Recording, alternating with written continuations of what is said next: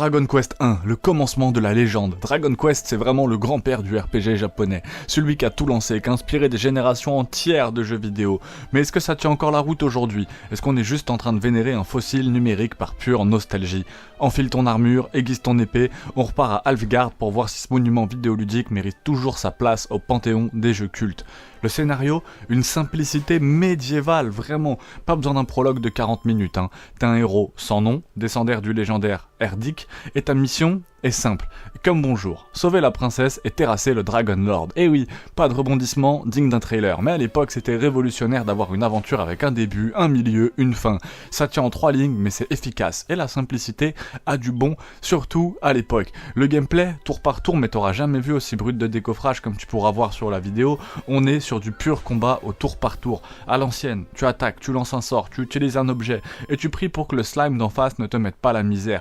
Pas de groupe de personnages, tu es seul face au monde. Et crois-moi, le grind est réel. Tu vas passer des heures à tabasser du Draki pour pouvoir survivre dans la zone suivante. C'est répétitif? Oui, c'est sûr, mais il y a une satisfaction bizarrement addictive à voir son perso devenir plus fort. Et chaque niveau gagné est une vraie victoire. On sent la patte old school qui récompense la persévérance. Le monde c'était un peu un bac à sable en pixels. Alfgard est petit, mais à l'époque c'était une révolution. Pouvoir aller où tu veux quand tu veux, à condition de ne pas te faire démonter en 3 secondes par des monstres trop puissants. Le jeu ne te tient pas par la main. Pas de marqueur de quête, juste des indices lâchés par des PNJ. C'est à toi de cartographier le monde dans ta tête ou sur un bout de papier et de résoudre des énigmes. C'est très frustrant, souvent, mais parfois il y a ce charme de l'exploration qui te pousse à avancer, à te demander ce qui se cache derrière chaque colline, chaque donjon. L'OST, c'est quelques notes et c'est beaucoup d'émotions. Les musiques de Sugiyama sont iconiques, même si elles sont ultra simplistes aujourd'hui. La mélodie d'intro te transporte dans l'aventure, chaque thème de ville ou de combat a cette saveur 8 bits qui te donne envie de continuer. Vraiment, c'est un trésor du passé. Le test épique est ridicule. Dragon Quest 1 est-il parfait? Non, c'est archaïque, lent, punitif, ça peut vite devenir rébarbatif pour les nouveaux joueurs. Mais c'est aussi un témoignage vivant de l'histoire du jeu vidéo, le point de départ d'une saga légendaire, qui a défini le genre du RPG japonais. Si tu es prêt à pardonner ses petits défauts et à le voir comme il est, un pionnier, alors tu comprendras pourquoi il est encore vénéré aujourd'hui. Et qui sait, peut-être que tu ressentiras même la magie, les mêmes magies que les joueurs de 1986. Allez, en avant pour Alfgard. J'espère qu'elle vous a plu quand même, cette petite vidéo très simple. J'ai vu que les vidéos sur Dragon Quest vous plaisaient plutôt sur la chaîne. On en a vu pas mal, il en reste un paquet à voir. N'hésitez pas à me dire le prochain que vous voulez voir. Dragon Quest 2, une suite épique ou une galère infernale. On a déjà vu Dragon Quest 1 et pas mal d'autres Dragon Quest sur la chaîne, donc n'hésite pas à t'abonner. Si tu crois que les suites des jeux sont toujours meilleures que l'original, Dragon Quest 2 risque de te faire mentir. Et ouais, pour une fois, le 2 est peut-être pas aussi bien que le 1. Imagine un RPG avec une exploration immense, combat impitoyable, chaque village peut être ton salut ou ta tombe. Mais est-ce que c'est une perle oubliée ou une torture médiévale? Les premières secondes, tu comprends tout de suite, tu vas être choqué. Dragon Quest premier du nom, c'était une aventure simple, mais extrêmement marquante. Là, Square Enix, Enix juste à l'époque, a décidé d'augmenter les ambitions x100.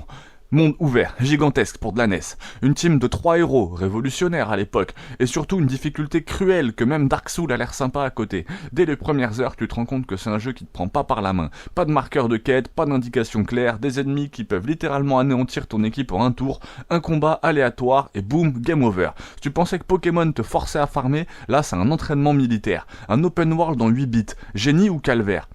En 1987, t'imagines un jeu en monde ouvert avec des véhicules? C'était révolutionnaire, mais ce monde aussi vaste soit-il, c'est aussi un labyrinthe infernal. Entre les donjons labyrinthiques, les ennemis qui te traquent comme des prédateurs, l'exploration se transforme en une expérience aussi épique que frustrante. Comparé à Final Fantasy 1 qui sortait à la même époque, Dragon Quest 2 lui misait sur un univers moins linéaire, mais tellement punitif qu'on comprend pourquoi tant de joueurs ont rage quit à l'époque. Le système de combat c'était un plaisir sadique. Le gameplay au tour par tour dans Dragon Quest était seul contre tout le monde. Ici, t'as 2 compagnons, mais te réjouis pas trop vite, parce que ces 2 idiots passent leur temps à rater leurs attaques, et ouais, ou à mourir après un coup critique surprise. Si tu veux soigner ton équipe, bonne chance, les objets de soins sont très limités, la magie s'épuise beaucoup trop vite, et les auberges coûtent une fortune. En comparaison, un Persona ou un Pokémon sont vraiment des colonies de vacances. Et pourtant, c'est un Dragon Quest sous-estimé, malgré tout. Est-ce que Dragon Quest 2 est un mauvais jeu? Eh ben non, c'est pas un mauvais jeu. C'est juste un jeu cruel, impitoyable en fait, vraiment, surtout pour l'époque, mais qui a posé les bases des RPG modernes. Sans lui, pas de Final Fantasy ouvert, pas de Chrono Tiger, pas de Pokémon avec un vrai monde à explorer. Il a innové, mais il a aussi traumatisé des générations de joueurs. Si tu veux un vrai défi old school, un truc qui va tester ta patience comme Jaja, frérot, fonce sur Dragon Quest 2. Mais ne viens pas pleurer après. Alors Dragon Quest 2, un classique sous-estimé ou un enfer masqué? Dis-moi en commentaire si t'as réussi à le finir sans devenir fou. Tu peux aller voir la vidéo sur Dragon Quest 1 qui est déjà disponible sur la chaîne. J'en ai fait pas mal d'autres, j'ai fait le 7, le 8, le 10 si je dis pas de bêtises, le 11. De toute façon, je pense qu'ils vont tous y passer. Abonne-toi, pouce bleu, laisse le prochain jeu que tu veux voir en commentaire. Dragon Quest 3, c'est pas juste un jeu, c'est une leçon d'histoire vidéoludique. Sorti à l'origine sur NES en 1988, c'est le jeu qui a bouleversé le Japon, au point que le gouvernement a dû interdire les sorties de jeux Dragon Quest en semaine pour éviter l'absentéisme scolaire. Oui, c'est vraiment arrivé. C'est une épopée qui te tient en haleine. T'incarnes le fils ou la fille du légendaire Ortega, parti vaincre le démon Baramos. Vous devez réunir une équipe, explorer le monde, découvrir que tout n'est pas aussi simple qu'il y paraît, parce que c'est pas juste Baramos le vrai boss. Non, non, non. Ce jeu joue avec vos attentes, comme un scénario de From Software avant l'heure. Dragon Quest 3, c'est la préhistoire du plot twist. Et pourtant, ça tient encore la route aujourd'hui. Le gameplay était en or. À première vue, c'était du RPG, en tour par tour, à l'ancienne. Mais attention, on parle ici d'un système de classe personnalisable, en 1988. Tu veux un voleur, un mage et un clerc, vas-y. Tu veux une team full boulanger, tu peux. Mais par contre tu vas mourir.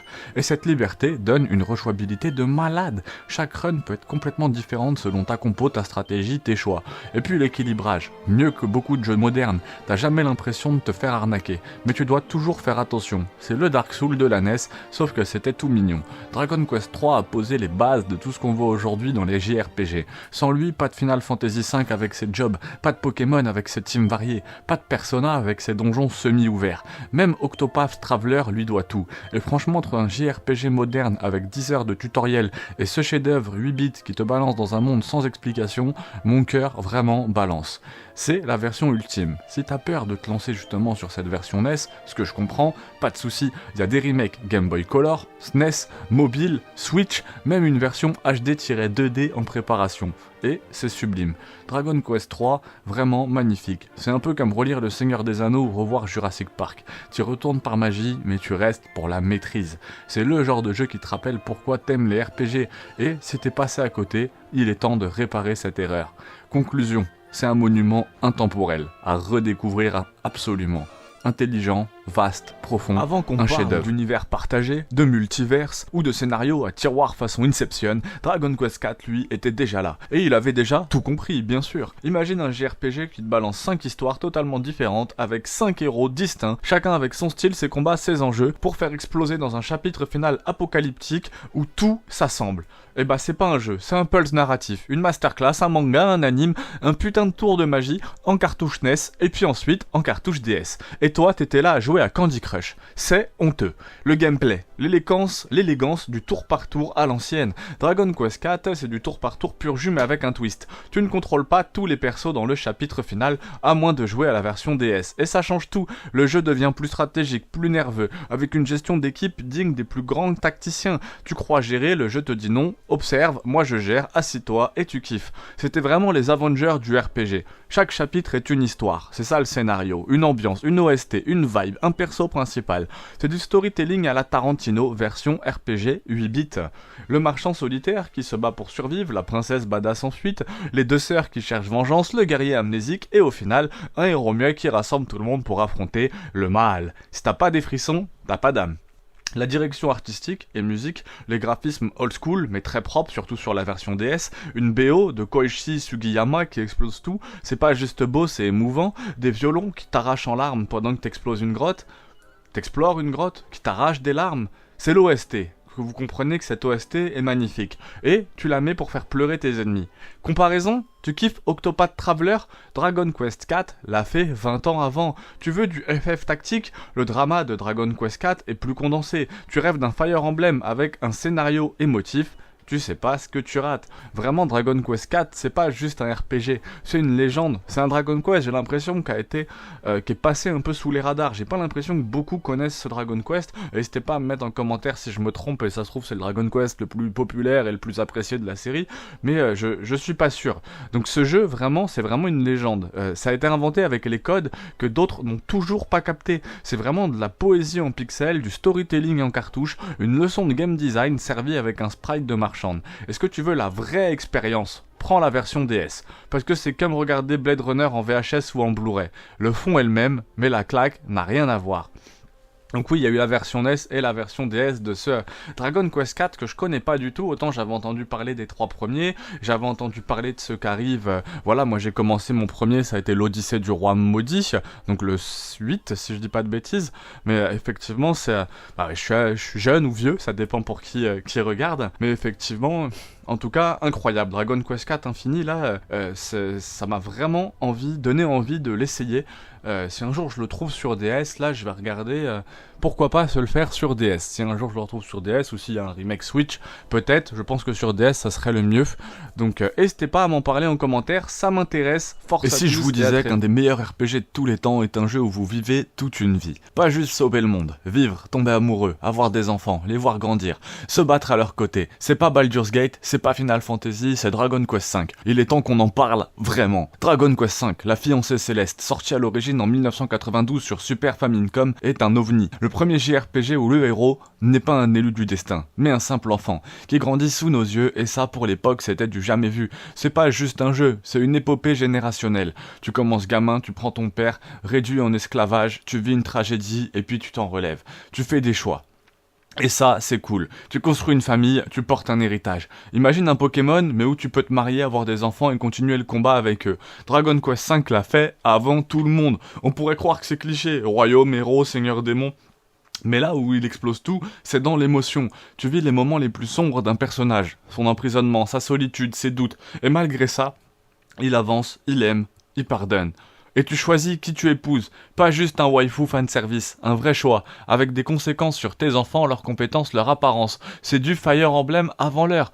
Classique au premier abord, vu en première personne, combat au tour par tour, mais la masterclass, c'est la capture et l'utilisation de monstres. Bien avant Pokémon ou Ni no Kuni, DQV te permettait déjà de recruter des monstres dans ton équipe. Slime, Golem, Dragon, chacun avait ses stats, ses sorts. Tu ne construis pas juste une team, tu l'élèves, littéralement. On compare souvent DQV à Final Fantasy VI ou Chrono Tiger, sorti peu après.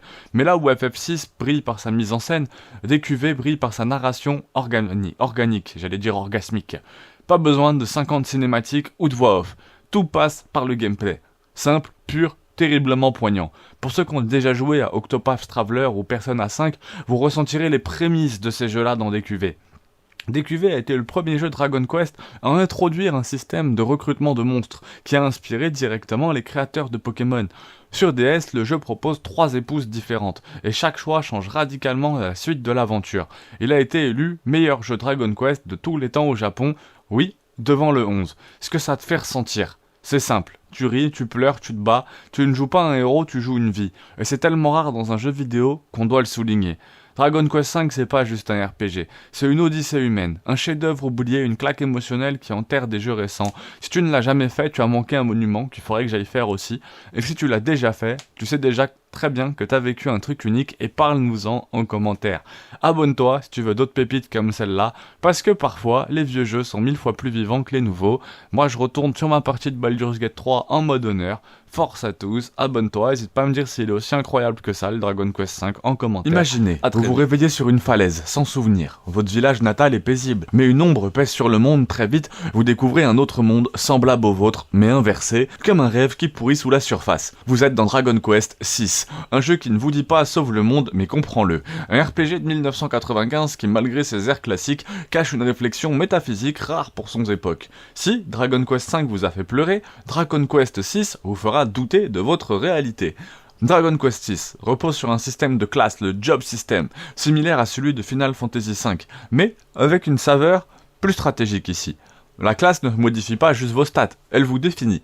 Vous commencez en tant que simple villageois, puis devenez magicien, voleur, gladiateur, prêtre, et ce dans deux mondes parallèles, rien que ça. L'aspect le plus unique, chaque personnage doit maîtriser son job pour accéder à des évolutions plus puissantes.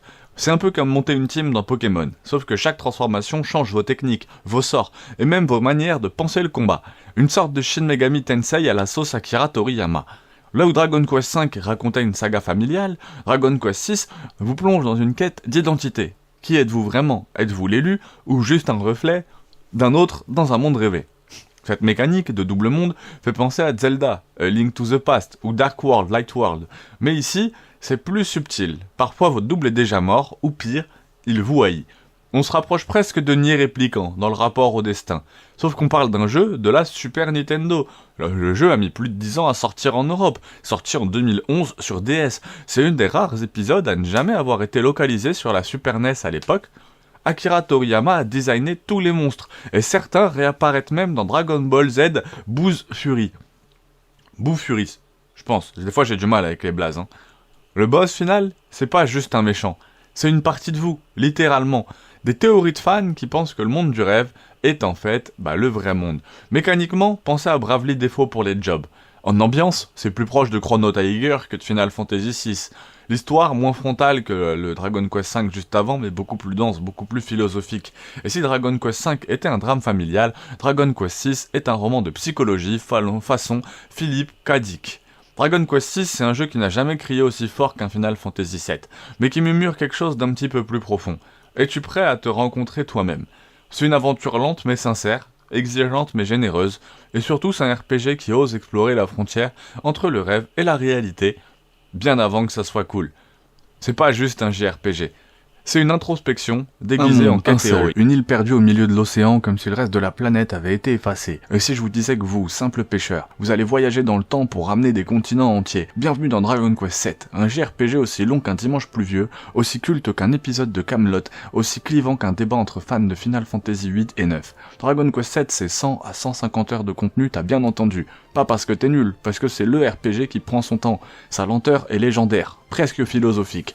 Le jeu met environ 2 heures avant que tu fasses ton premier combat. Si tu trouves que Persona 5 est lent, ce jeu c'est un vinyle qu'on écoute au ralenti. Le gameplay, lui, classique mais robuste. Du tour par tour, bien old school, avec des classes à débloquer, des jobs à maîtriser, des synergies à exploiter. C'est un Final Fantasy tactique sans les cases. Et comme dans Octopath Traveler, chaque petit village est visité avec son arc narratif, souvent tragique, parfois terrifiant.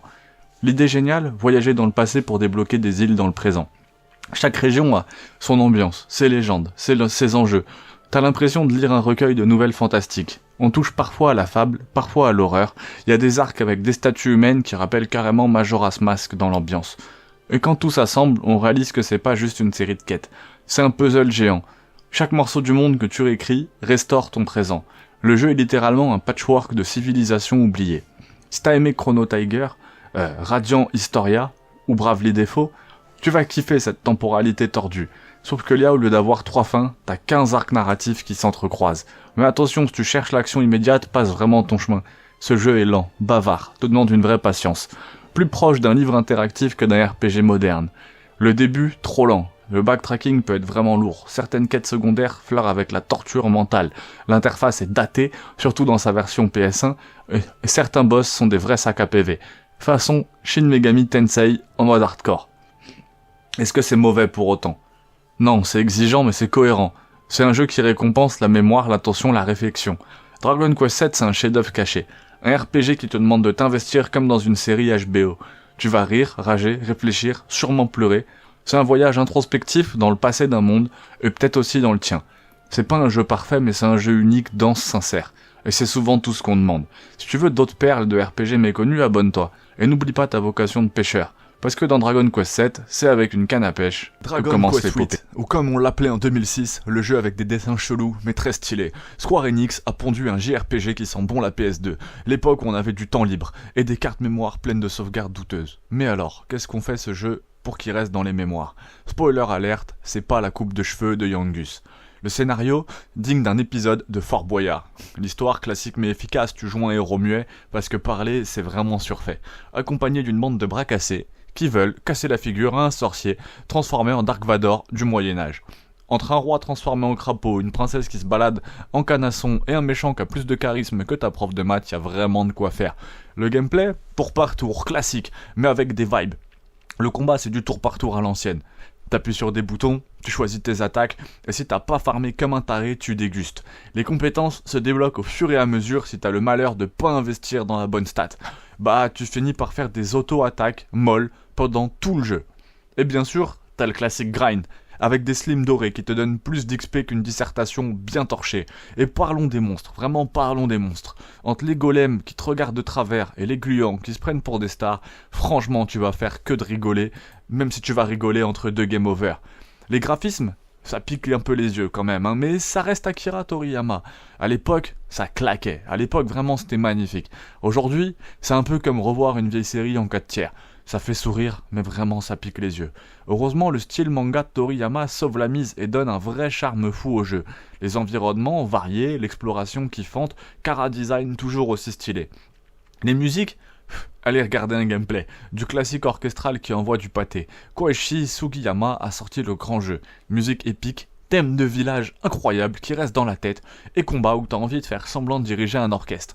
Même le thème de la map te donne l'impression d'être dans un Seigneur des Anneaux à la japonaise. Conclusion, c'est un JRPG qui te veut vraiment du bien. D'ailleurs, un des Seigneurs des Anneaux sur la bataille pour la Terre du Milieu, ça risque d'être un des prochains tests, alors abonne-toi. Conclusion, un JRPG qui te veut vraiment du bien. Dragon Quest VIII, c'est du bon, c'est long, c'est classique, c'est fun. Ça te rappelle qu'à l'époque, on savait faire des jeux sans microtransactions. Si t'as envie de replonger dans une aventure épique avec une pointe d'humour, des combats stratégiques et une OST qui envoie, le jeu est ressorti sur 3DS, donc ça peut te permettre d'y jouer n'importe où. D'habitude, je connais tous les jeux que j'ai présentés sur cette chaîne, voire je les ai finis, voire je les ai platinés. Mais là, pour le coup, Dragon Quest 9, je l'ai pas encore fait. Les Sentinelles du Firmament. Ah, Dragon Quest 9, c'est un jeu qui te fait passer de je vais juste tester vite fait à il est 4h du mat, pourquoi je suis là. Sorti sur DS. Ce petit bijou de Square Enix, et vous avez commencé à comprendre que j'aime bien Square Enix sur cette chaîne, on a vu beaucoup de jeux d'eux. Ça te balance dans un monde rempli de monstres loufoques, de quêtes qui partent en vrille, de PNJ qui parlent plus que ta grand-mère après du café. Dans Dragon Quest 9, tu incarnes un ange, ou plutôt un pseudo-ange, parce qu'en vrai t'es un gardien céleste qui s'occupe de la sécurité des humains, sauf que bim, gros plot twist, tu te fais bolosser par un truc mystique, tu perds tes ailes et atterris sur Terre, comme un pauvre humain lambda. À partir de là, ta mission est simple. Récupérer des figs, des fruits magiques ultra cheatés pour restaurer l'ordre et accessoirement empêcher le monde de sombrer dans le chaos. Tranquille quoi. C'est le gameplay qui est vraiment incroyable et qui a l'air vraiment cool. C'est pour du JRPG classique, mais c'est vraiment efficace. Moi j'avais bien aimé Disgaea ou Fire Emblem, mais là c'est apparemment aussi addictif. T'as une équipe que tu customises de la tête aux pieds, des classes à gogo, guerrier, mage, voleur, prêtre. Une classe troubadour, histoire de flexer ton skill musical en pleine baston, parce que pourquoi pas. Les combats, même si c'est du tour par tour, old school, hein, petit goût de stratégie qui te force à réfléchir entre deux coups d'épée, le bestiaire parlons-en, les monstres toujours aussi absurdes, gluants avec un sourire flippant, golems qui ont l'air en grève, diablotins qui semblent avoir traîné sur TikTok. La DA, un vrai tableau d'Akira Toriyama. Graphiquement, c'est du pur Dragon Quest. Sauce Toriyama, hein, le papa de Dragon Ball, avec ses dessins cartoon colorés qui te donnent envie de tout explorer.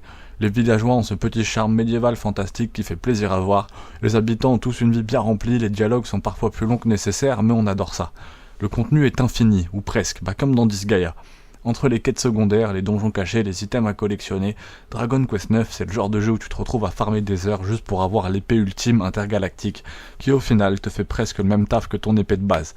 Et si tu kiffes la coop, sache que le jeu te permet de jouer avec tes potes en local, à condition de réussir à retrouver des gens qui n'ont pas acheté leur DS.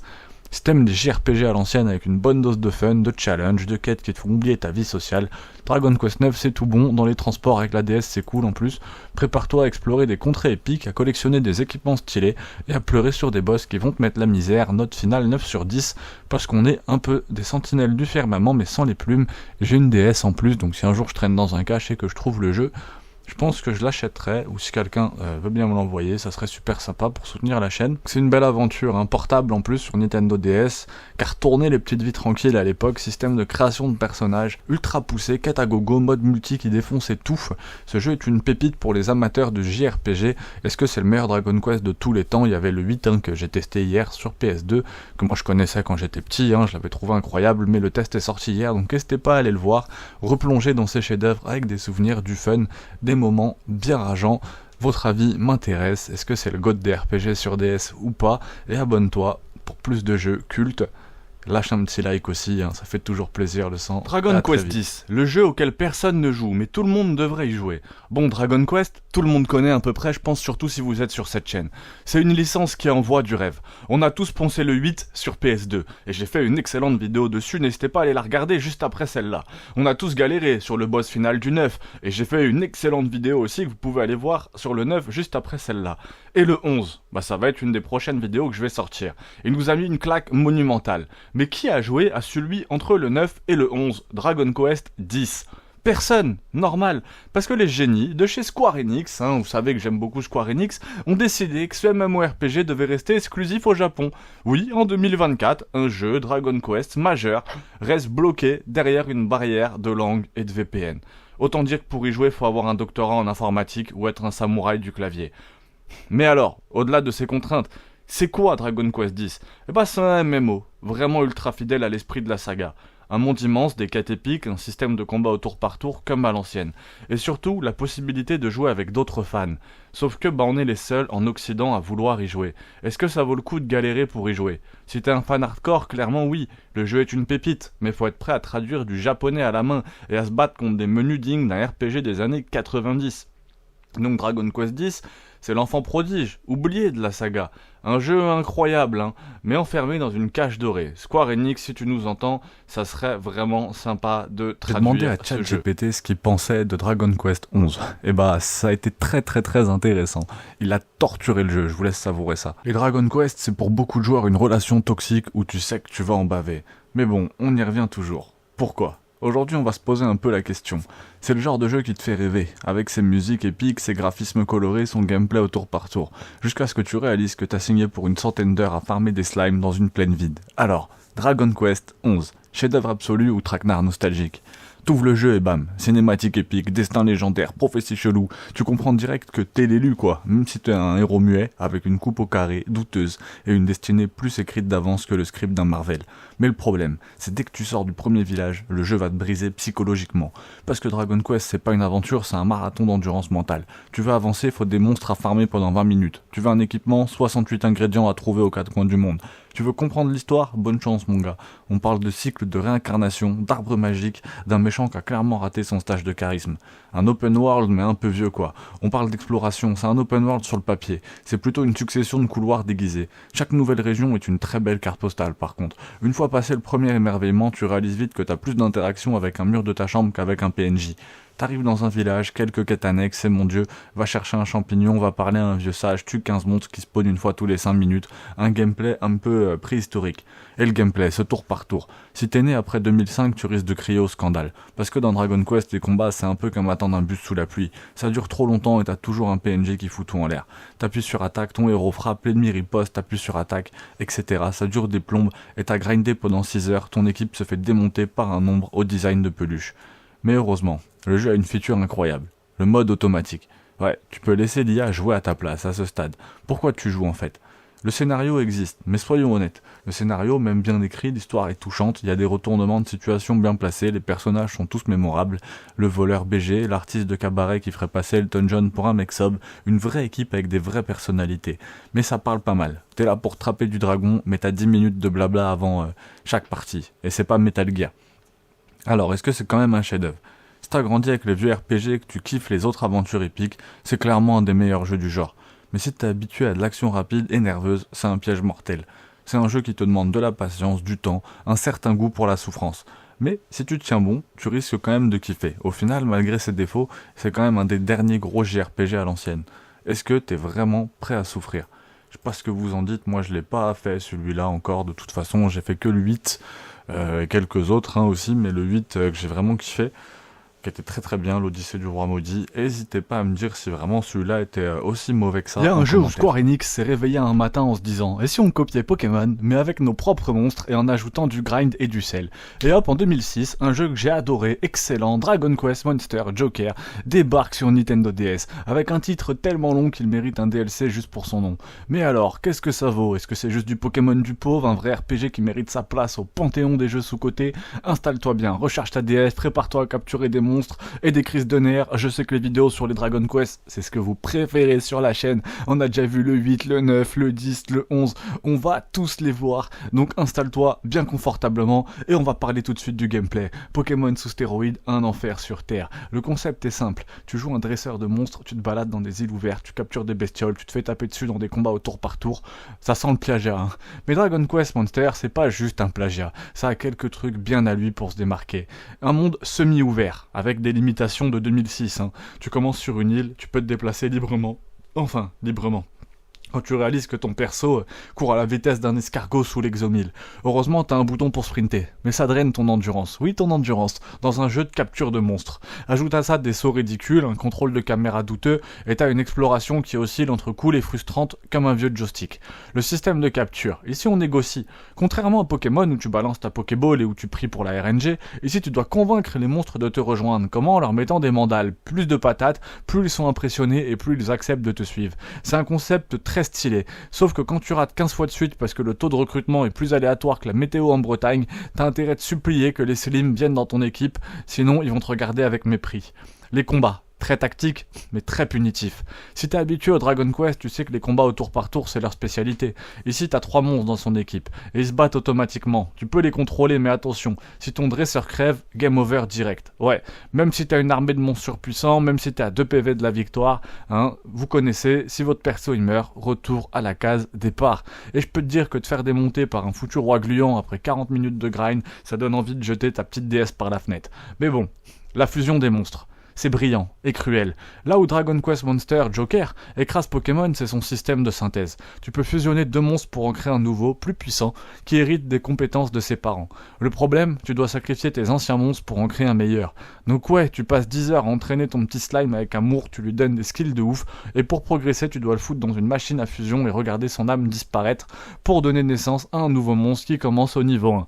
Tu veux progresser? Prépare-toi à dire adieu à tous tes bébés monstres. Ça fait un peu penser au système de Persona 5 Striker. J'ai fait une vidéo sur le jeu. Je parle pas forcément de ce système malheureusement dans la vidéo, mais ils ont aussi un système de fusion des Persona qui est très très intéressant. Allez voir ma vidéo sur Persona Striker. Les points forts justement de ce jeu, l'expérience de ce jeu, un bonheur masochiste. Les points forts. Système de fusion, hyper addictif, vous avez envie de tester tous les combos. Les monstres variés, stylés, on les connaît. Les créatures emblématiques de Dragon Quest, c'est vraiment du fanservice et ça m'avait fait kiffer ce jeu. Ce n'est pas par contre pour les casus. Faut grind, faut optimiser, faut souffrir. Et encore, franchement, je l'ai fait enfant, c'est vrai que c'est pas pour les casus, mais j'avais kiffé, j'avais vraiment kiffé. Les points négatifs, la RNG est frustrant, donc les captures et les combats qui peuvent être rageants, l'exploration un peu lourde, caméra capricieuse, on en a parlé au début, et un game over injuste, parce que ton dresseur a pris un mauvais coup, c'est vrai que c'est pas très juste de perdre, de se prendre un game over parce qu'on se prend un coup critique, quoi, en fait. Donc le verdict final de ce que j'en dis, c'est un Pokémon hardcore, mais c'est pas pour tout le monde. Si t'aimes Pokémon et que tu trouves ça trop facile, c'est clairement fait pour toi. Plus exigeant, plus stratégique, plus gratifiant, Dragon Quest Monster Joker est vraiment fait pour toi, mais c'est aussi beaucoup plus punitif. Par contre, si t'aimes pas grinder, si t'aimes pas la RNG, et que t'aimes pas sacrifier tes créatures, passe ton chemin. Dragon Quest Monster, c'est un vrai bijou de la Nintendo DS. Un RPG qui sait récompenser les joueurs patients et punir les autres. Note au moins 8 sur 10, je sais qu'il faut mettre des notes, des fois moi j'en mets. J'adopte des monstres, je les entraîne, je les sacrifie, comme un monstre moi-même. T'as joué à ce jeu ou t'es team Pokémon c'est mieux? Ou t'es team je fusionne mes slims jusqu'à l'infini? Et n'hésite pas à m'en parler en commentaire et à me dire le prochain jeu que tu veux voir. Un monde où les slimes ne sont plus les punching balls de l'univers Dragon Quest, mais les stars du spectacle. Oui, vous m'avez bien entendu. Ce jeu c'est un peu comme si Nintendo faisait un Smash Bros uniquement avec les Toads et que ça fonctionnait étonnamment bien. Bienvenue dans Dragon Quest Slime Edition, un spin-off qu'on pensait être un vrai gag marketing, avant de réaliser que Square Enix venait peut-être de nous piéger avec un vrai bon jeu. À la base, on s'attendait à un simple clone de Dynasty Warrior avec un skin gluant, mais la Slim Edition change les règles. Tu joues uniquement des créatures emblématiques, comme les Slimes, les She-Slime et même le Roi Slime. Mais au lieu d'un gameplay mousseau, bête et méchant, ici on a des variations de gameplay selon les monstres joués. Le Slim de base, rapide, imprévisible, qui se faufile partout. Le Roi, lourd, lent mais monstrueusement puissant, AOE. La Gélatine, guérisseuse, un pur support avec des mécaniques de soins et de buff. On a donc un mousseau qui demande de la stratégie.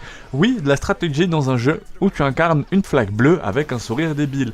Et surtout, chaque mission est construite comme un mini Pulse. Tu choisis tes monstres comme on composerait une équipe dans Pokémon.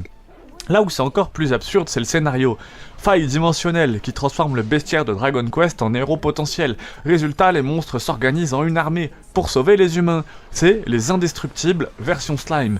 Mais ce qui bluffe, c'est l'humour. Le jeu sait qu'il est absurde et il en joue à fond. Un slime qui fait un discours de guerre, ça existe. Des séquences où tu interprètes un Draki infiltré chez les humains, ça existe aussi. Le tout avec un doublage japonais complètement déchaîné, des cinématiques qui oscillent entre shonen de bazar et cartoon à 6h du sbar. Vraiment, comment on pourrait le comparer? C'est un croisement improbable entre Hyrule Warriors, vous savez que je l'adore ce jeu, pour le fanservice ultra précis, Overlord, pour le concept de monstre héros, très sympa aussi, il faudrait que j'en parle d'Overlord, je vais lui dédicacer une vidéo, et même Pikmin, pour certains combats où tu diriges plusieurs petits slimes à la fois, et franchement ça marche vraiment bien, c'est pas parfait, le jeu peut devenir répétitif, l'IA alliée est parfois plus gluante que vive, et certaines maps sentent le recyclage. Mais c'est vraiment le plus fun que tu puisses avoir en pensant « je vais jouer une goutte de bave armée d'un bouclier ». Quelques petits faits intéressants, vous savez que j'adore ça, on a vu 50 faits intéressants sur Baldur's Gate ou sur Elden Ring. Le jeu a été pensé comme un Avril Fish interne, jusqu'à ce qu'il y ait un producteur qui y croit vraiment. Tous les monstres jouables sont basés sur des movesets, recréés à partir d'animations originales de Dragon Quest VIII et de Dragon Quest IX.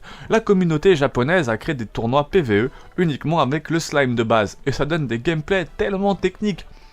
En conclusion, Dragon Quest Heroes Slime Edition aurait pu être une blague à 20 balles en DLC.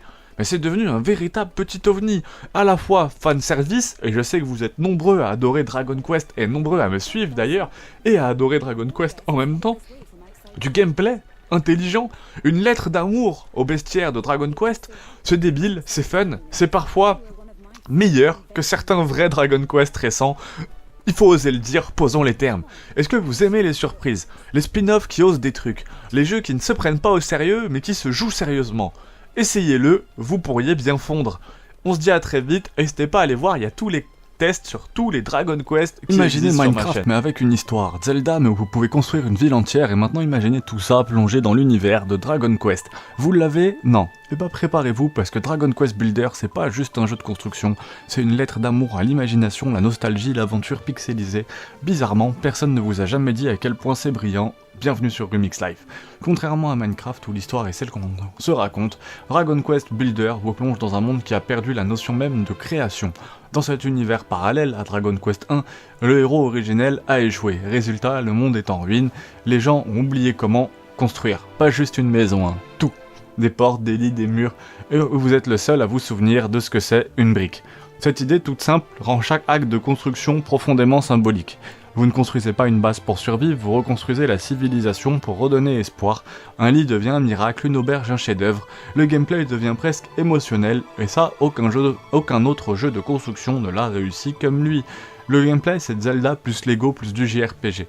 À la manette, Dragon Quest Builder mélange exploration, baston à la Zelda, gestion de village et récolte à la Terraria.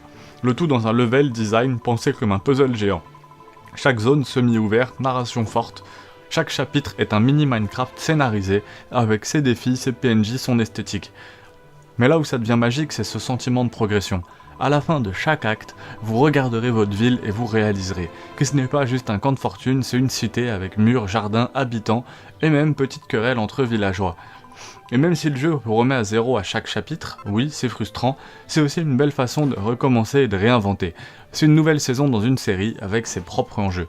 Visuellement, en plus, c'est du Akira, quel blâme, Akira Toriyama, pur jus.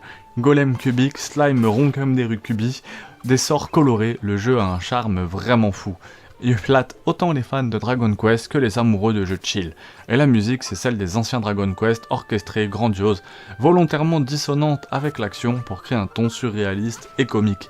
Petit fait bonus, le directeur du jeu a volontairement rendu les combats plus simples, pour forcer le joueur à réfléchir en amont à ses constructions. Un vrai choix de game design assumé, on n'est pas là pour farmer, on est là pour créer, tout simplement. On peut le comparer à Terraria pour le crafting, à Zelda pour l'exploration, à Animal Crossing pour la vie de village, mais Dragon Quest Builder est unique, parce qu'il prend les mécaniques d'un peu tout le monde et les insère dans une narration cohérente, rythmée, avec un but. Là où Minecraft vous lâche dans un bac à sable, Builder vous raconte une histoire avec ce sable. Et c'est pour ça que ça fonctionne. Imagine un slime qui sourit, tout simplement un golem qui bug, puis un plan large sur un château construit par le joueur. Alors ouais, Dragon Quest Builder, c'est pas le jeu le plus connu, ni le plus à la mode, mais c'est peut-être le plus sincère. Et si vous êtes passé à côté, il est temps de poser cette pioche et de bâtir quelque chose qui a du sens, pas juste un mur, une histoire. D'ailleurs, si Minecraft avait une histoire, et si chaque brique que vous posiez redonnait espoir à un monde oublié. Ce test était assez complet, on a exploré le chef-d'œuvre méconnu de Square Enix, Dragon Quest Builder. Gameplay, narration, bande-son, ambiance, je décortique tout sans langue de bois et sans spoiler. Et spoiler, Dragon Quest Builder c'est un peu plus qu'un spin-off. N'hésitez pas à aller y jouer, n'hésitez pas à me dire quel prochain jeu vous souhaitez voir.